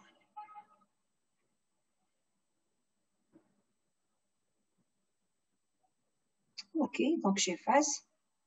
On vient de voir la méthode des pôles et des zéros. Pour ce qui est des autres méthodes, alors les autres méthodes, elles sont pas aussi simples, mais en même temps, c'est une application directe. Donc, en fait, qu'est-ce qu'on fait? Pour les autres méthodes, c'est ce qu'on appelle des méthodes indirectes. Dans toutes les méthodes indirectes, qu'est-ce qu'on va faire? On va démarrer d'un gabarit analogique. C'est-à-dire que vous allez démarrer de h de p connu. Sauf que ce h de p, il est donné comment? Il est donné normalisé. Comment il est donné? Le h de p des filtres de Chebyshev, Butterworth, Cower, Bessel, ils sont toujours donnés pour un passe-bas et pour une pulsation normalisée veut dire 1. Voilà ce que signifie la normalisation. Tous les filtres, ils sont donnés comme ça. Qu'ils soient d'ordre 1, 2, 2, 2, 3. Vous aurez toujours l'expression d'un passe-bas avec une pulsation de 1. Donc, la première chose à faire, c'est qu'il faudra le dénormaliser. C'est-à-dire, si vous cherchez un passe-haut, il faudra faire quelque chose. Mais ça aussi, c'est donné et c'est rappelé en examen. Donc, il est donné en dénormalisé. Nous, qu'est-ce qu'on va faire? On va le dénormaliser, c'est-à-dire chercher le filtre qu'on veut, parce qu'on ne va pas vous donner l'expression d'un Butterworth pour chaque pulsation. Vous imaginez, vous vaudrez un livre. Chaque fois que la pulsation change, on vous donne le filtre. Alors, si c'est un Butterworth, vous allez prendre toutes les pulsations. Supposons, on vous a donné 10 pulsations. Vous cherchez une 11e. Comment vous allez faire? Ils sont donnés en pulsation normalisée. Ensuite, on dénormalise. Ensuite, on ne va pas vous les donner pour un passe ou un passe-bande, un coup-pente.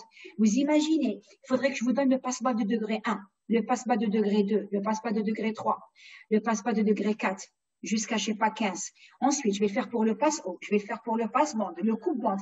Imaginons passe-bande et coupe-bande. Vous avez en plus des fréquences qui vont changer. Non, il est donné sous la forme d'un passe-pas et on vous donne une formule de passage, ce qui fait que vous avez qu'une formule. C'est-à-dire pour chaque offre, s'il est d'ordre 1, d'ailleurs tous les filtres d'ordre 1, ils s'écrivent comme ça. Le numérateur de tous les filtres, c'est 1. Tous les filtres, Butterworth, Chebyshev, ça c'est d'ordre 1. D'ailleurs, quand on vous donne l'équation, on vous donne que le dénominateur. Ça, c'est toujours 1. D'accord? Donc, ce qui va changer, si c'est un filtre d'ordre 2, vous aurez P au carré plus quelque chose P, plus quelque chose 1. Si c'est un filtre de Chebyshev ou Butterworth, c'est des coefficients, non, plus quelque chose ici. Vous aurez des coefficients, et parfois même quelque chose ici. Donc, c'est des coefficients qui vont changer si c'est d'ordre 2. Pareil pour l'ordre 3. Maintenant, pour les méthodes, on a dit qu'on démarre d'un filtre analogique, passe-bas, de pulsation 1, connu. Première étape, on dénormalise, c'est-à-dire qu'est-ce qu'on fait? On le ramène à ce qu'on veut, passe au coup-bande, ça on le verra plus tard. Ce qui nous intéresse, on va voir comment on va faire pour un passe-bas. Après, c'est juste une formule à écrire. Maintenant, si votre but, c'est que H de T, en analogique et H de N en numérique soient superposables. Vous allez utiliser cette méthode. Si votre but, c'est que H de F analogique et H de F numérique soient quasi, pratiquement superposables, vous allez utiliser celle-là. Donc, en fait, ça dépend de ce que vous voulez conserver. Si pour votre application, ce qui vous intéresse, c'est d'avoir conservé la réponse impulsionnelle, vous allez utiliser la méthode de l'invariance impulsionnelle. C'est-à-dire, quand on dit invariance, ça veut dire qu'elle n'a pas changé. Donc, on va exploiter la méthode de l'invariance impulsionnelle. Si vous voulez avoir la même réponse fréquentielle, vous allez utiliser la transformation bilinéaire. Dans tous les cas, je vais passer donc d'un filtre analogique vers un filtre numérique. C'est-à-dire, je vais faire un passage de P vers Z. Comment on va le faire? Vous allez le voir. Mais avant d'y arriver, il faut que je vous rappelle, puisque nous, on va démarrer avec un filtre analogique. Dans votre cursus de licence, je sais que vous avez vu, je suppose que vous avez vu les filtres analogiques. Sous quelle forme? Est-ce que vous avez eu le temps de les aborder en large et en travers? Nous, ce qu'on va faire, c'est qu'on va juste rappeler rappeler les principales propriétés des filtres analogiques. Ce dont on a besoin, nous. D'accord? Donc, je vais vous rappeler les principales propriétés des filtres analogiques. Ça va être sur 3 ou 4 diapositives. Je ne sais pas pourquoi je dis toujours TIF. Alors, ça va être sur 3 ou 4 slides. Voilà, ça m'évitera de dire TIF. Donc, sur 3 ou 4 diapositives, histoire de vous faire rire, c'est tout. Donc, je vais pas mettre la notation. Non, il faut que je mette la notation pour effacer. Alors, effacer tous les dessins. Alors, première chose, vous avez différents types de filtres. Vous avez les filtres analogiques, passifs, vous avez les filtres analogiques actifs. Parmi eux, vous avez aussi les filtres à capacité commutative, vous avez les filtres numériques. On va commencer d'abord par les filtres analogiques. Donc, les filtres analogiques passifs. Les filtres analogiques passifs, ça veut dire que je les obtiens en employant des composants passifs, pas actifs. Les composants passifs, c'est quoi? C'est les résistances, les compensateurs et les selfs. Donc, dans les 3 cas ici, vous avez un filtre passe-bas. En récupérant ici, vous avez H oméga. Donc, dans le premier cas, vous avez H oméga qui vaut 1 sur JC oméga sur R plus 1 sur JC oméga. Dans le deuxième cas, c'est R sur R plus JL oméga. Comment que je sais que c'est un passe-bas? Parce que ici, quand vous allez réduire au même dénominateur, regardez, ça va vous faire donc 1 sur R JC oméga plus 1. Donc, ça veut dire quoi? Ça veut dire que lorsque les fréquences augmentent, c'est le dénominateur, donc ça descend. Donc, je sais que c'est un passe-bas. Pareil ici, quand oméga augmente, donc le dénominateur augmente, donc toute la réponse va diminuer. Donc, c'est un passe-bas et pareil ici. Donc, je peux aussi utiliser les filtres analogiques, mais actifs. Les filtres analogiques actifs utilisent un composant actif, d'accord, comme un amplificateur linéaire. Alors, j'ai un certain nombre de remarques maintenant par rapport à ça.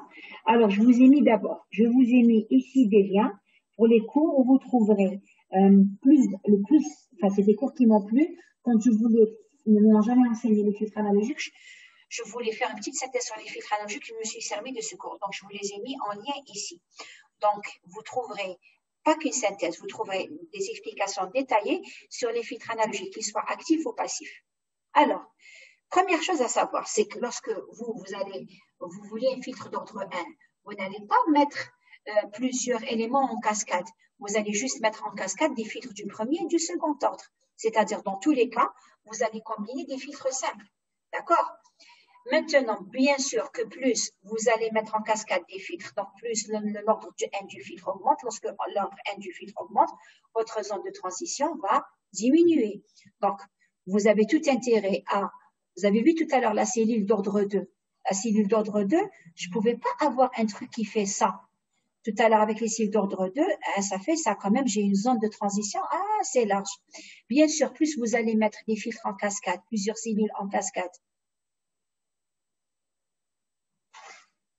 Par exemple, plusieurs cellules RC, bien sûr, avec différents composants, plus vous avez différentes valeurs, plus N va augmenter, plus votre zone de transition sera étroite. Maintenant, rappelez-vous, si c'est un passe-bande ou en coupante, ça veut dire qu'un passe-bande en coupante ont deux fréquences de coupure. Donc, forcément, si c'est deux fréquences de coupure FC1 et FC2, donc vous allez avoir plusieurs filtres de second ordre. Puisque moi, quand j'utilise une cellule RC, j'ai une fréquence. Mais si j'utilise une cellule RCN, j'ai deux fréquences. Donc, quand vous allez pour avoir deux fréquences de coupure, il faudrait que votre N soit pair, parce qu'il est formé de plusieurs paires de cellules. Donc, c'est soit, par exemple, deux cellules RC, ou bien cellule RC et cellule RL. Ça, c'est le premier groupe de remarques. Le deuxième groupe de remarques, j'ai mis juste après, s'il veut bien. La deuxième remarque que j'ai trouvée aussi sur les documents dont je vous ai mis le lien, c'est que s'il y a différents filtres, c'est que forcément il y a différentes caractéristiques. Première chose qu'il faut savoir, c'est que si vous travaillez avec quelques centaines de mégahertz, qu'est-ce qui va se passer? Tous les composants, c'est-à-dire même ce que vous avez utilisé dans votre circuit, les filtres, les circuits imprimés, eux aussi vont avoir des inductances. Et lorsque vous travaillez avec des hautes fréquences, c'est-à-dire à quelques centaines de mégas, l'inductance de ces composants ne sera plus négligeable. Comme vous ne pouvez plus la négliger, il faut savoir que ces composants-là, à un moment donné, ils vont se comporter en filtre passe-bas, c'est-à-dire ils ont une limite en fréquence. Donc, si vous arrivez à des centaines de mégas, ils ont un comportement passe-bas. S'ils ont un comportement passe-bas, ça veut dire quoi? Ça veut dire que vous ne pouvez plus les utiliser pour en faire des passe-hauts. Donc, s'ils ont un comportement passe-bas, ça veut dire que c'est une limitation de fréquence. Donc, il faut savoir que les filtres passifs, je n'ai pas ce problème avec les filtres passifs. C'est des filtres à base de composants passifs. C'est ceux-là qu'on va utiliser pour faire, je n'ai pas ces limitations parce que je ne vais pas travailler avec des circuits. Donc, c'est ceux-là qui seront utilisés pour les hautes fréquences. C'est pour ça que je vous avais dit que dans une chaîne de traitement numérique, vous avez toujours le filtre anti-repliement. Et ce filtre anti-repliement qui sert à limiter les fréquences, on va utiliser le filtre le plus simple, qui est un filtre passif, puisque c'est celui qui est le moins limité en fréquence. Les filtres actifs du genre amplificateur linéaire intégré, ils sont limités à 1 méga. Si vous utilisez des capacités commutées, c'est-à-dire les capacités commutées, elles vous permettent de régler les fréquences, c'est-à-dire vous avez des fréquences programmables. À ce moment-là, vous pouvez aller jusqu'à 10 mégas. Et les filtres numériques, justement, comme c'est à base de circuits, ceux-là, ils sont limités à 100 mégas, justement, parce que les composants, les circuits imprimés, vous allez utiliser des registres, vous allez utiliser des registres, des mémoires, ceux-là, ils vont vous limiter la fréquence à 100 mégas.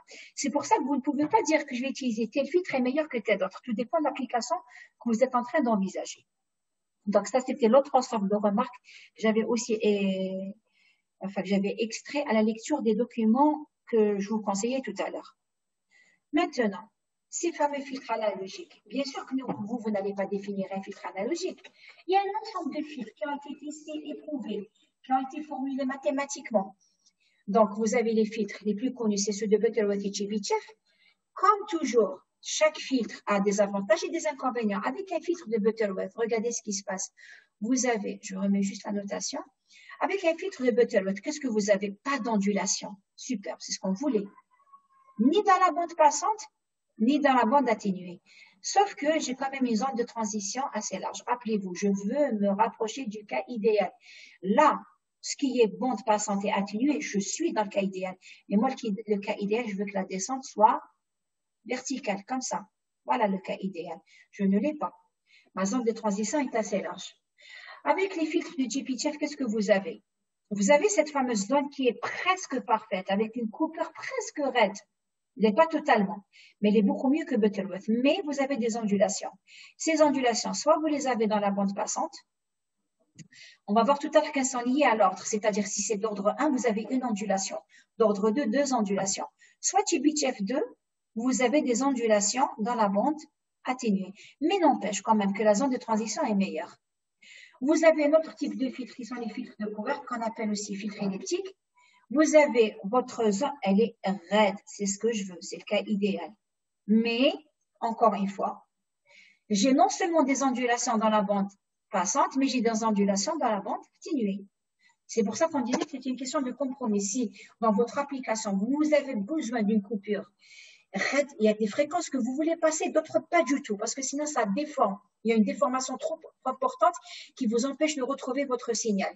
Donc, à ce moment-là, ou qui vous empêche d'éliminer le bruit. Ça dépend encore une fois de votre application. Alors, c'est pas intéressant pour vous d'utiliser le filtre de Butterworth. Mais au détriment, parce que peut-être que les ondulations vous dérangent moins. Alors, ça dépendra encore une fois de votre application. Ça, c'est par rapport aux 4 filtres. Nous, pour l'utilisation, je vais vous donner l'expression des filtres de Butterworth et de Chebyshev. Alors, vous avez l'expression pour le filtre de Butterworth. Donc, on a dit que la réponse d'amplitude est pratiquement plate. Donc, quand on dit plate, vous avez cette expression. Si on tolère une certaine ondulation, ici, vous allez utiliser cette expression. Alors, ce filtre-là, vous l'avez. Je vous avais dit qu'il était toujours donné. Il ne veut pas me faire mon animation. Il était toujours donné. Rappelez-vous que l'expression du filtre est donnée toujours pour un passe-bas dont la pulsation, c'est 1. Donc, regardez les expressions. Voilà. S'il est d'ordre 2, on ne vous donne pas celle d'ordre 1. Tout à l'heure, je l'avais expliqué. D'ordre 1, on ne vous la donne jamais. Quand on vous dit l'ordre du filtre, l'expression ici, regardez, c'est dénominateur. Ça veut dire qu'ici, c'est 1 sur P au carré plus racine de 2P plus 1. On ne vous donne pas d'ordre 1 parce que c'est 1 sur P plus 1. Voilà, on vous le donne d'ordre 3, on vous le donne d'ordre 3, mais rappelez-vous que ces expressions sont données pour un filtre passe-bas dont la pulsation, c'est 1. On suppose que la pulsation, c'est 1. Donc, voilà l'expression. Maintenant, suivant les spécifications du filtre, vous pouvez trouver l'ordre. Rappelez-vous ce qu'on avait fait pour les filtres RIF. C'est toujours valable. Si je veux une certaine ondulation en bande atténuée, là, il n'y en a presque pas. Une certaine ondulation en bande passante, il n'y en a presque pas également. Ça va vous donner l'ordre du filtre. Quand on dit presque pas, elle existe. Elle est très petite, mais elle existe. Vous trouverez l'ordre du filtre. Donc, vous avez 2 expressions à votre disposition. Celle-ci ou celle-là. C'est juste que dans cette expression-là, on a négligé cet élément. En supposant que l'atténuation en bande atténuée, si elle est très faible, c'est-à-dire elle est quasiment nulle, vous aurez moins log de quelque chose, log de 1, et vous aurez 0. C'est pour ça que vous trouverez, je vous ai mis les 2 expressions. Vous trouverez l'une ou l'autre dans les documents que vous allez consulter. Mais bien sûr, regardez, bien sûr, plus vous allez augmenter l'ordre, plus vous augmenterez l'ordre. Regardez, ça c'est d'ordre 1, celui qui est en bleu. Ça c'est d'ordre 1. Celui qui est en rouge, c'est d'ordre 2. Regardez, celui qui est en 10, j'ai quasiment un truc plat, j'ai pas d'ondulation et ça descend. Rappelez-vous la dernière fois, pour avoir un filtre RIF comme ça, il fallait aller jusqu'à 51. Alors que là, je me contente d'avoir 10.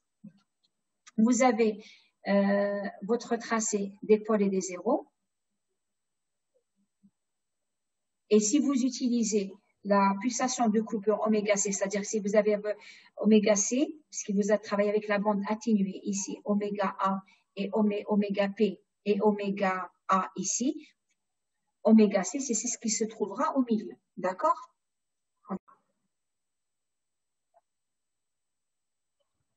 Alors, regardez la répartition. La répartition des pôles et zéros, je vais en parler tout à l'heure. Je vais vous donner l'expression du filtre de Chebyshev. Après, je vais comparer la répartition des pôles et des zéros. Je préfère le faire tout à l'heure parce que j'ai mis une diapositive où je comparais les deux. Donc, ça, c'est pour le filtre de Butterworth. Pour le filtre de Chebyshev, donc, vous avez soit le filtre de Chebyshev 1 ou Chebyshev 2. Donc, son expression s'écrit en fonction des polynomiaux de Chebyshev. Dans la définition est donnée ici. Là aussi, alors ici maintenant, vous avez ce qu'on appelle une ondulation. Donc, en fait, ce tableau-là, il n'est pas unique.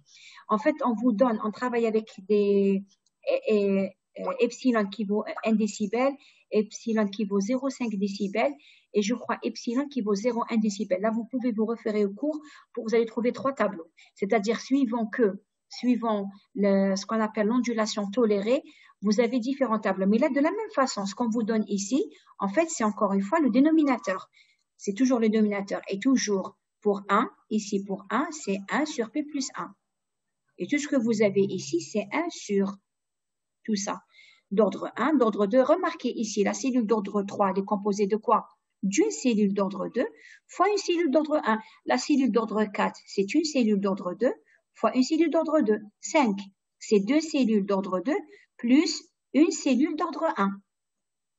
Donc, de la même façon, il y a moyen de trouver n suivant Bien sûr, vous allez pouvoir trouver n suivant les spécifications du filtre. On vous dit on veut une atténuation de temps en bande atténuée, on veut une atténuation de temps en bande passante. Alors, pareil ici, je vous ai mis deux expressions, mais j'avais fait une petite recherche pour savoir pourquoi celle-ci valait celle-là. Alors, remarquez ici, qu'est-ce que vous avez? Si vous négligez, parce que ici, l'ondulation en bande atténuée en décibels, elle est plus importante qu'en bande passante. Rappelez-vous, on faisait 41 dB, 51 dB l'ondulation. Rappelez-vous l'ondulation. Je vais vous le réécrire ici.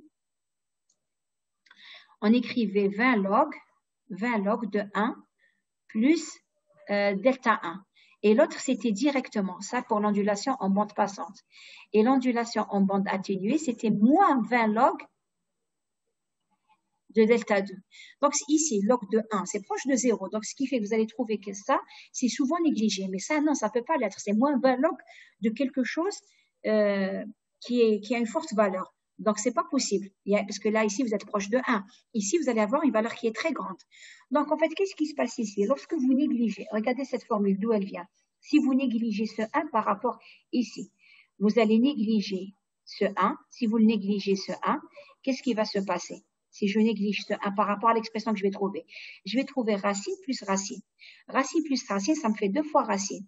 Et en plus, comme ici, c'est très important, je vais aussi négliger ce 1 par rapport à ça. Donc, qu'est-ce que je vais trouver? Je vais trouver cette expression. Donc, ici, j'ai négligé 1. Je vais trouver cette expression 2 fois racine. Quand vous avez quelque chose 2 fois, quelque chose racine. Donc, c'est comme si c'était n demi. Et quelque chose puissance n demi. Ici, c'était puissance 10. Puissance n demi, ça devient puissance 20. Et vous l'avez 2 fois.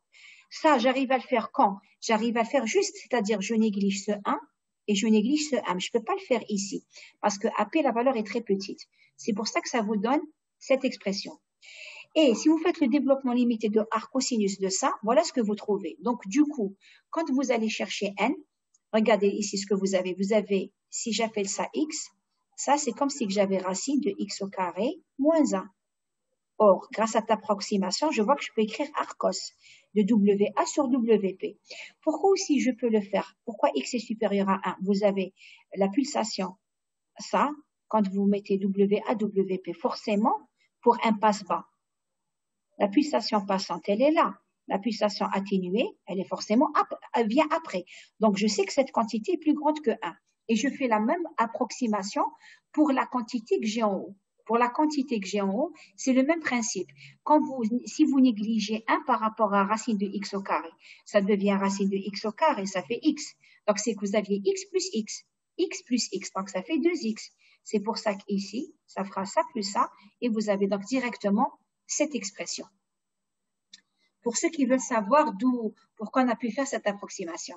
Maintenant, si vous voulez, on va comparer, si vous voulez bien. Alors oui, là aussi, je voulais vous faire une petite remarque, j'aurais pas dû enlever la notation. Ici, regardez, pour n égale à 1, n égale à 1, c'est celui qui est en bleu. Combien j'ai d'ondulation? Une, regardez, une. Pour celui qui est en rouge, je vais le mettre dans une autre couleur. Celui qui est en rouge, combien j'ai d'ondulation? C'est-à-dire combien je passe, si vous voulez, combien j'ai de min et de max? J'ai un minimum, ensuite un maximum. Ça, donc, c'est pour n égale à 2. Regardez pour n égale à 10. Je vais les effacer pour que vous puissiez bien voir, effacer tous les dessins. Regardez n égale à 10. Je vais les compter. J'en ai combien? 1, 2, 3, 4, 5, 6, 7, 8, 9 et 10. Donc, le nombre d'ondulations est lié à l'ordre du filtre pour le filtre de Butterworth. Et remarquez déjà, encore une fois, juste pour n égale à 10, ça descend quasiment comme ce que je voudrais, c'est-à-dire le cas. C'est moi qui est en train de le... Ça descend pratiquement. J'arrive pas juste à faire le suivi. Regardez, j'y arriverai pas. Enfin, j'y arriverai pas, ça ne marchera pas. Mais n'empêche, vous voyez que ça descend pratiquement en ligne droite. Alors, je disais que je voulais vous faire aussi une comparaison par rapport au filtre entre filtre et Butterworth, entre tracé des pôles et des zéros. Je vais juste enlever ça. J'ai rajouté normalement tout à l'heure une diapositive par rapport à ça. Regardez ce que je vous ai mis ici pour que je veux faire le lien entre, rappelez-vous, on doit être à tout moment, capable de faire le lien entre un tracé des pôles et des zéros et la fonction de le tracé de la réponse en fréquence. D'abord, regardez, première chose, c'est un filtre qui est stable. Quand on est avec la transformée de Laplace, comment on sait qu'un filtre est stable? Les pôles doivent être à partie pôle, à partie réelle, négative. Au final, j'ai bien dit chi. Alors, une pôle à partie réelle négative. Regardez ici. Là, je suis en train de tracer les pôles de H de P. Là, je suis en train de tracer H de Z. La même chose ici. Ça, c'est H de P. Et ça, c'est H de Z. On voit bien que dans le cas de Butterworth ou Chebyshev, vous avez vos pôles, suivant la transformée de Laplace, les pôles, c'est-à-dire de la fonction de réponse, mais en analogique, vous voyez que la partie réelle est négative. Vous faites le tracé ici, ils sont tous à partie réelle. Ça, c'est le côté moins. Pareil ici, ils sont tous du côté du moins. Maintenant, pour qu'ils soient stables au niveau de la TZ, qu'est-ce que je veux? Pour la TZ, ils doivent être, tous les pôles doivent être à l'intérieur du cercle. Ils le sont. Ils sont tous à l'intérieur du cercle ici. Et ici, ils sont même très proches, mais ils sont quand même à l'intérieur du cercle. Alors, c'était pas pour ça que j'avais fait ces graphes, pas par rapport à cette remarque, mais tant mieux aussi que je l'ai faite. Regardez maintenant, par rapport au tracé, pourquoi ici la réponse est droite et j'ai pas d'ondulation? Regardez vos pôles ici, je vais effacer et vous expliquer ce qui se passe. J'ai dit qu'on devait être toujours en mesure de faire le lien entre un tracé, regardez ce qui se passe ici, quand il s'approche d'un pôle. Ici. Je suis en train d'enregistrer, oui. Regardez, ici. Je suis là, je m'approche d'un pôle. Ensuite, la distance. Mais ici, je suis loin d'un pôle. Mais ici, quand je suis là, qu'est-ce qui s'est passé? Je me suis éloignée de celui-là, mais je me suis rapprochée de celui-là. Ce qui fait que la distance ici, j'ai toujours la même chose. Je m'éloigne d'un pôle et je me rapproche de la même façon d'un pôle. C'est pour ça que vous avez cette réponse-là qui est comme ça. C'est dû au fait que vos pôles sont comme ça, sont alignés en demi-lune ici. Parce que vous, soit quand vous êtes sur un cercle, vous vous éloignez de la même façon que vous vous éloignez d'un pôle, vous vous rapprochez de la même distance d'un autre pôle. C'est pour ça que vous avez ça. De la même façon ici, quand vous allez vous éloigner, ce sera pareil. Vous vous rapprochez d'un pôle ou bien vous vous éloignez d'un pôle, mais suivant les mêmes distances. Ce qui fait que vous avez cette réponse qui est plate comme ça. Par contre, ici, regardez ce qui se passe. Ces histoires d'ondulation, regardez la distance par rapport au pôle. Ici, je suis là, je m'approche, mais ici, je suis très loin. Ici, je m'approche et je suis très loin. C'est ce qui fait que vous avez des ondulations ici. Par contre, comme tous vos pôles, ils sont où? Ils sont très proches du cercle. On a dit que plus un pôle est proche du cercle, plus la descente sera raide. Je vais descendre brusquement, il y aura une chute. Regardez où est-ce qu'il se trouve vos pôles. Là, je les ai un petit peu écrasés, mais regardez ici. Tous vos pôles sont très proches du cercle. Parce qu'ils sont proches du cercle, vous divisez par une quantité qui est très petite. Et vous avez donc une quantité qui est très petite. À tout moment, vous divisez par une petite quantité. Toujours. À chaque moment, vous êtes en train de diviser par une petite quantité. Du coup, vous avez, une fois que c'est fini, vous avez une descente qui est très nette. Je voulais juste vous expliquer, vous faire le lien entre la répartition des pôles, et le tracé de la réponse en fréquence. Est-ce qu'il y a une question par rapport à ça? Alors.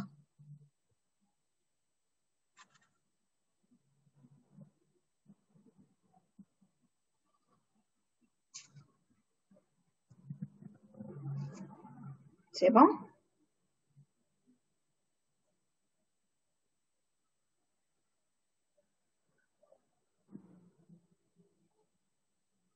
Vous avez bien vu ici la distance, elle augmente et elle diminue. C'est pour ça que vous avez ici des ondulations.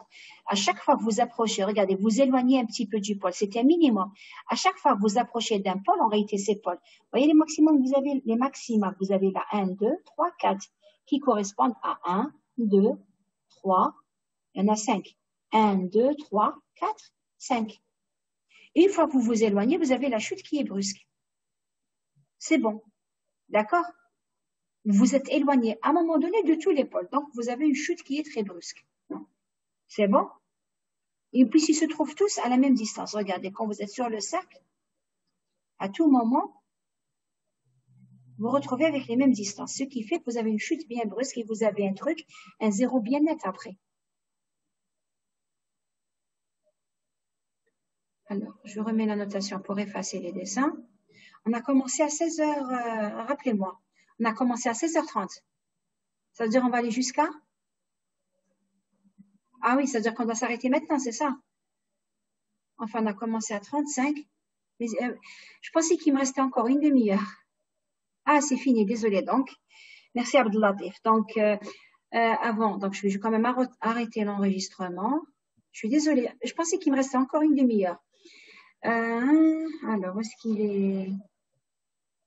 Arrêter l'enregistrement.